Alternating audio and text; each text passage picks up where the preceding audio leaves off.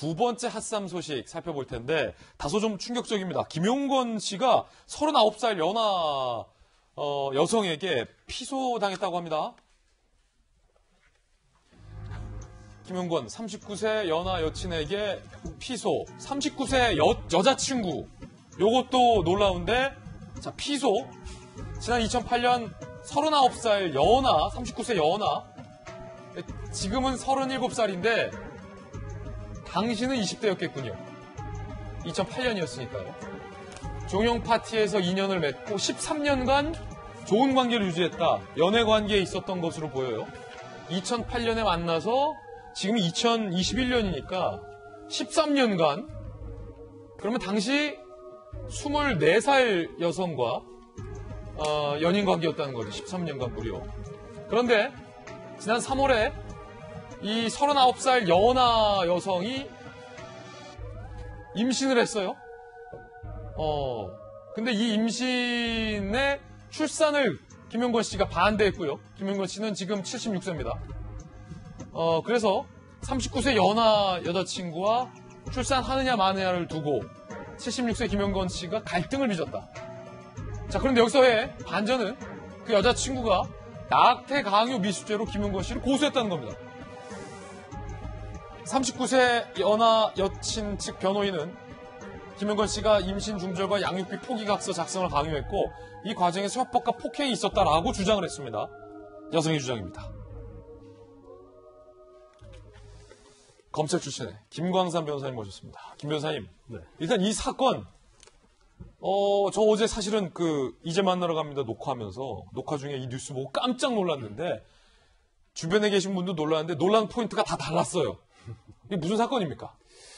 일단 저도 이제 처음에 인터넷 보고 처음 알았어요. 우리 김용건 씨라고 그래서 김용건 씨가 저 김용건이 아니고 또 다른 김용건이 있나 이제 그런 생각을 했었죠. 하정우 아버지. 예. 하정우 씨 아버지면서 나이가 꽤 있어요. 그러니까 76세시거든요. 예. 그래서 그런데 굉장히 13년간이나 관계를 유지했다고 하고 또 나이 차이가 37살 차이나 난다는 거죠. 그래서 그게 도대체 누구지? 그 김용건이 내가 생각하는 김용건과 다른지 한번 봤더니 네. 하정우 씨 아버지 김용건 씨라고 맞다. 하더라고요. 그런데 사실 나이는 좀 드셨는데 굉장히 좀 멋지게 생기셨어요. 저도 직접 본 적이 있거든요. 이제 그런데 이게 이런 일도 가능하구나 이제 그런 생각을 했었는데 김용건 씨와 연하 여성과 사이에서의 아이는 맞는 거죠? 그건 이론의 여지가 없는 것 같아요. 그러니까 39세 연하 A 씨도 이건 김용건 씨의 아이다 이렇게 얘기를 하고 있고 또 김용건 씨는 또 그걸 부인하고 있지 않거든요. 그럼 그건 이제 명백한다는 거죠. 그런데 지금 문제가 되고 있는 것은 김용건 씨는 이제 고소를 했단 말이에요. 근데 고소를 하게 되면 사실은 지금 문제되는 것은 무엇을 고소를 했지? 같이 서로 사귀는 사이였다고 하면 근데 이 여자분이 임신했다는 거죠. 임신했는데 그 임신을 중절하라. 그러면서 나는 양육비를 줄 수 없다. 이런 식으로 어떤 협박을 했다는 거예요. 그래서 본인 입장은 굉장히 실망을 했고 그다음에 김용건 씨 측과는 연락을 단절을 하고 변호사를 통해서 이제 형사고소를 한 거죠. 자, 양측의 입장 첨예하게 대립하고 있는데 살펴보시죠. 법적 다툼까지 간 상황입니다. 일단 여성분 입장은 13년을 숨어서 만났는데 뱃속에 있는 생명까지 지우라고 한다. 이기적이고 무책임하다. 자, 이에 대해서 김용건 씨는 그 여성이 갑자기 대화를 차단하고 고소했다. 이럴 게 아니다. 법적으로 다툴 게 아니다. 지난 5월 말에 최선을 다해 출산 지원하겠다는 의사를 전달했다. 뱃속에 아이가 소중하다. 그러니까 표면적으로 두 분 모두 다 뱃속에 아이가 우선이다. 라고 얘기를 하고 있는데 그 과정에서의 논란을 두고 첨예하게 입장이 현재 대립하고 있는 것 같아요. 김광삼 변호사님, 낙태 강요죄? 이게 뭐예요? 우리 형법에요. 낙태 강요죄는 없어요. 단지 아마 지금 언론에서는 낙태 강요 미수를 이제 고소를 했다. 그런 내용이 나오고 있는데 원칙적으로 이제 강요죄는 있어요. 강요죄는 폭행과 협박에 의해서 의무 없는 일을 하게 하는 거죠. 그러니까 저쪽 여자 쪽에서 주장하는 것은 낙태를 하도록 강요를 했다는 거예요. 그래서 그 과정에서 어떤 협박이 있었고 이제 폭행을 했다고 이렇게 주장을 합니다. 그래서 낙태는 본인이 만약 낙태를 하게 되면 의무 없는 일을 하는 거잖아요. 나는 하기 싫은데 협박과 폭행에서 어쩔 수 없이 하는 거기 때문에 낙태를 의무 없는 낙태를 하려고 폭행 협박을 했던 이제 그런 주장을 하는 것 같아요. 그런데 우리가 이제 낙태에 대해서는 헌법 불합치 결정이 있었잖아요. 그래서 낙태죄는 또 미수가 없어요. 그래서 낙태를 교사해도 낙태 실행에 옮기지 않으면 처벌할 수가 없어요. 아니 그러면 지금 고소한 거는 어떤 혐의인 거예요? 강요 미수죄예요.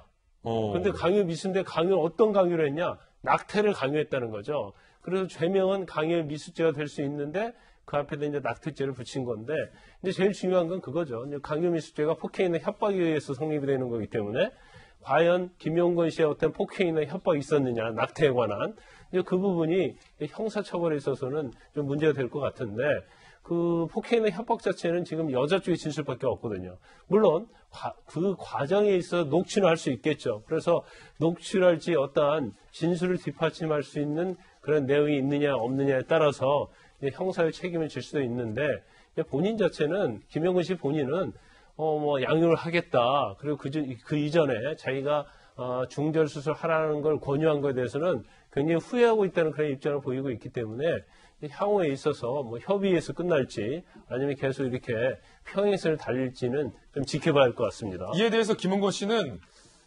아이를 내가 책임지겠다라고 5월부터 계속 얘기를 하고 있다라고 반박하고 있습니다. 임신 소식을 들은 뒤 나이가 걱정됐다. 양육 능력이 걱정됐다. 아들들을 볼 면목과 사회적 시선 등의 걱정이 앞섰다. 늦었지만 체면보다 아이가 소중하다고 자각했다. 아들들에게 알렸고, 하정우 씨 등이죠.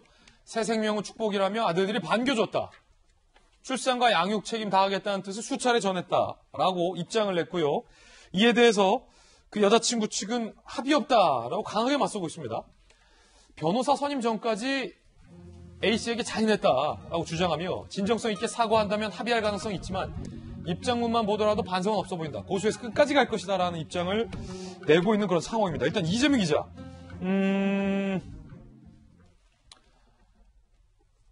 김용건 씨 주장대로라면 내가 처음에는 이런저런 걱정이 앞섰다. 나이가 워낙 많다 보니까 과연 이 나이에 아이를 낳아서 내가 끝까지 아이를 책임질 수가 없잖아요. 나이가. 김용건 씨 나이가. 그래서 처음에 우려했던 거지. 뒤늦게나마 하정우 씨 등에게도 이미 알렸고 다 전적으로 지원하겠다라고 이미 밝힌 상황이다. 이렇게 법적으로 갈 일이 아니다. 그런데 여자친구 측 얘기 들어보니까 합의는 없다. 또 이러고 있어요. 양쪽 주장이 엇갈린 상황이고 사실은 그 전에 그러니까 지금 김용건 씨도 밝힌 바에 따르면 처음에는 굉장히 본인도 당황하고 아이를 낳는데 부정적이었다고 본인 스스로 인정하는 거죠.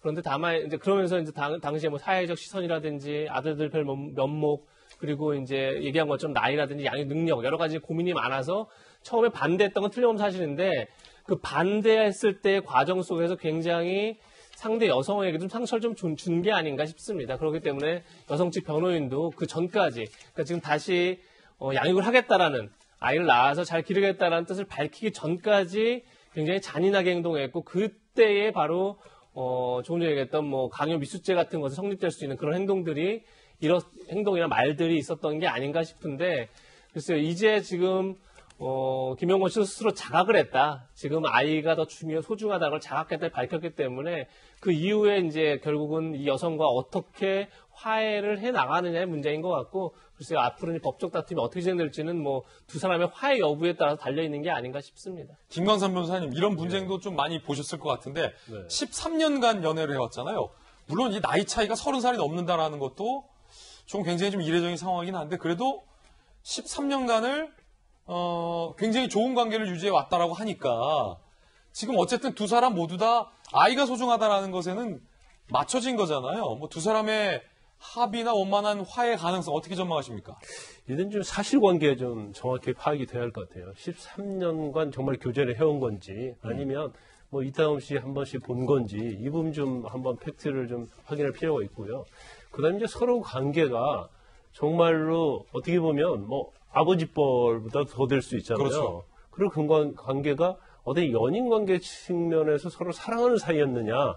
저는 그 부분이 굉장히 중요하다고 봐요. 그게 굉장히 중요하다. 사랑은 진짜 사랑이니까. 그렇죠. 그래서 정말 13년 동안 서로 아껴주고 그런 사이였다고 한다면 사실 여자 측에서 임신을 했다고 했을 때 김용건 씨는 좀 당황할 수 있겠지만 그 임신 중지를 하라고 그렇게 얘기하는 건 저는 맞지 않다고 봐요. 그러니까 아직 이제 팩트가 확인이 안 됐지만 그래서 김용건 씨 입장도 어느 정도 저는 이해를 좀 해요. 왜냐하면 서로 사랑하는 사이였든 아니었든 간에 나이가 있잖아요. 그리고 유명세가 있어요. 그래서 애를 낳는 거에 대해서는 굉장히 좀 부담이 있을 수 있다. 하지만 여자 측 입장에서 보면 자기 자신이 정말 김용건 씨를 좋아하고 사랑했다고 한다면 그 사람의 아이를 가졌는데 이제 중절하라고 하고 계속적으로 지속적으로 그걸 강요했다고 한다면 굉장히 많은 상처를 입었겠죠.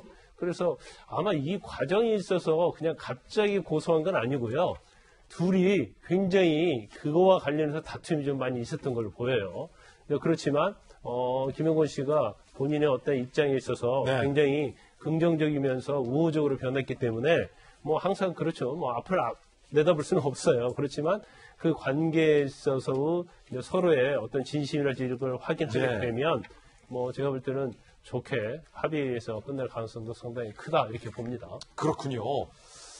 일단 하정우 씨가 아버지의 어떤 그 출산, 그러니까 자기 어린 동생이 생긴 거에 대해서 굉장히 좀 찬성하며 반겨줬다라고 하니까 원만하게 좀 합의될 가능성도 현재로서는 커 보인다라는 생각도 듭니다.